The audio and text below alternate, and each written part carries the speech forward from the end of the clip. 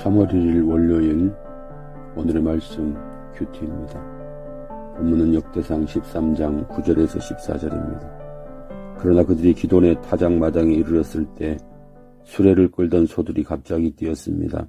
그래서 웃사가 손을 내밀어 궤를 붙잡았습니다. 웃사가 궤를 만졌기 때문에 여호와께서 웃사에게 크게 노하셨습니다. 여호와께서 웃사를 치시니 웃사가 하나님 앞에서 죽었습니다. 다윗은 여호와께서 웃사를 죽이셨기 때문에 화가 났습니다. 그래서 지금까지도 웃사를 벌하심이란 뜻으로 그곳을 베레스 웃사라고 부릅니다. 다윗은 그날 하나님을 무서워했습니다.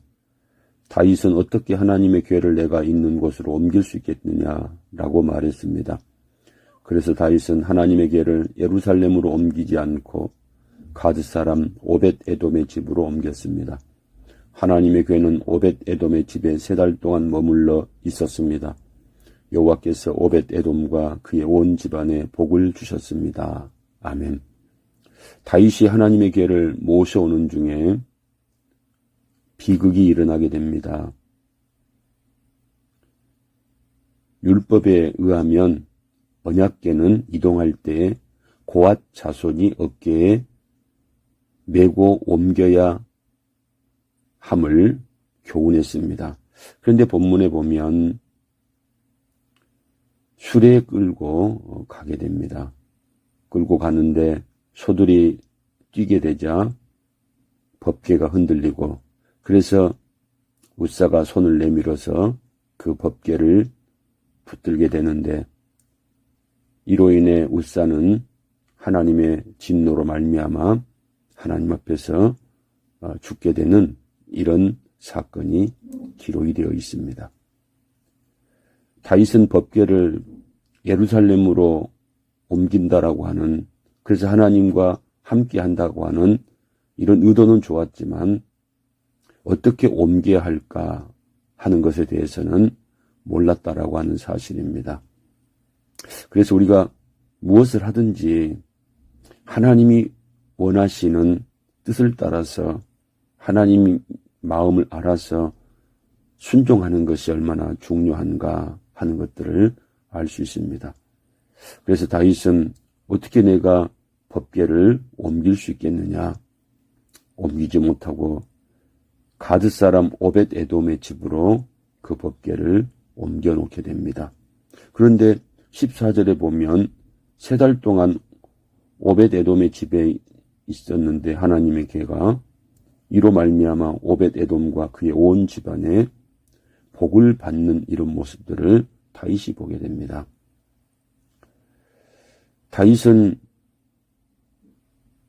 자기가 잘못해서 하나님으로부터 진노를 받게 되었다라고 하는 사실을 깨닫게 되었을 겁니다. 하나님의 일들은 하나님이 원하시는 대로 해야 합니다. 다윗이 아무리 하나님을 향한 선한 뜻을 가졌다 할지라도 하나님의 말씀대로 하지 않으면 하나님의 진노를 당하게 된다라고 하는 사실을 다윗은 배우게 됩니다. 그래서 호세아 선지자는 이스라엘 백성들이 하나님을 아는 지식이 없어서 망하게 되었다라고 말을 하고 있습니다. 무엇보다도 하나님의 뜻을 알아가는 것, 하나님의 뜻이 무엇인가를 우리가 배워가는 것, 이게 얼마나 중요한 것인가라고 하는 사실을 깨닫게 됩니다. 오늘도 하나님 말씀을 읽고 묵상하면서 하나님이 원하시는 뜻이 무언가 기억하면서 하나님 말씀대로 순종하고 하나님 말씀대로 실천하는 믿음의 삶을 살아가는 우리 성도들 될 수 있기를 주님의 이름으로 축원을 드립니다. 기도하겠습니다. 하나님, 오늘 다윗은 법궤를 옮기기를 원했습니다. 그러나 그 법궤를 율법의 정함대로 옮기지 않고 잘못된 방법으로 옮기다가 웃사가 죽게 되고, 그리고 그 법궤는 오벳 에돔의 집에서 머물게 됩니다. 그런데 오벳 에돔의 집에 머무는 동안 하나님이 그 가정에 복을 내려주심을 보게 됩니다. 이것은 다윗이 하나님의 법궤를 잘못 옮겼다라고 하는 사실을 말씀하여 주시는 겁니다. 그래서 우리가 다음 시간에 배우게 되겠지만 다윗은 법궤를 이제 레위인들을 통하여 어깨에 메고 예루살렘으로 옮겨가게 됩니다. 사랑하는 성도들이 오늘도 주신 말씀을 늘 기억해서 무엇보다도 하나님이 원하시는 대로 하나님의 뜻대로 모든 일들을 순종하며 살아갈 수 있는 귀한 은혜가 있게 하여 주옵소서. 예수님 이름으로 기도드리옵나이다. 아멘.